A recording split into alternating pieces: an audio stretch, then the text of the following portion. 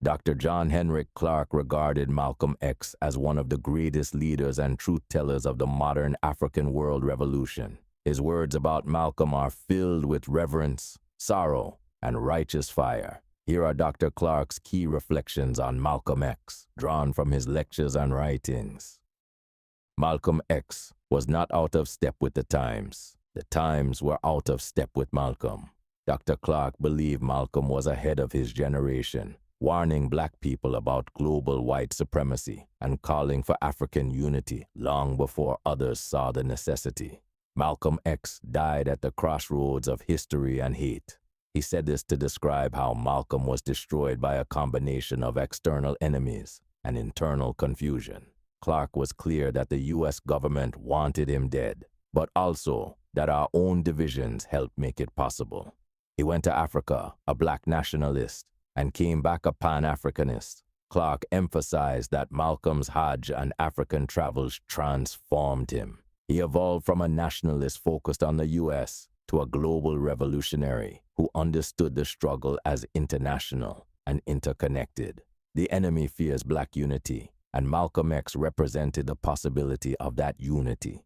Dr. Clarke believed Malcolm was more dangerous after he left the Nation of Islam because he had clarity, maturity, and a broader vision of liberation. That made him a target of state surveillance and sabotage. Malcolm was one of the few men I would call a liberator. Clarke reserved this word for those who awaken and arm the minds of their people. Malcolm's fearlessness, integrity, and devotion to truth placed him in a lineage of prophets, warriors, and revolutionaries.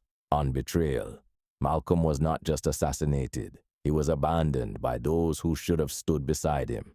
Dr. Clarke was clear. Black organizations, scholars, preachers, and even some nationalists stood by silently or distanced themselves when Malcolm was under threat. Malcolm X was not out of step with the times. The times were out of step with him. He didn't die because he dreamed too big. He died because he told too much truth. He didn't just speak to our pain. He spoke to our power. And when he stood up, the ground shifted. History will not forget him, because Malcolm X was not a man who followed history. He was a man who made it.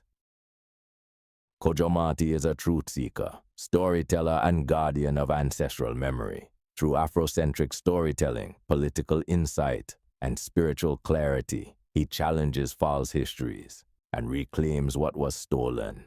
Join the movement, like, share, and help him reach his first 500 subscribers. Subscribe to the Heru on YouTube.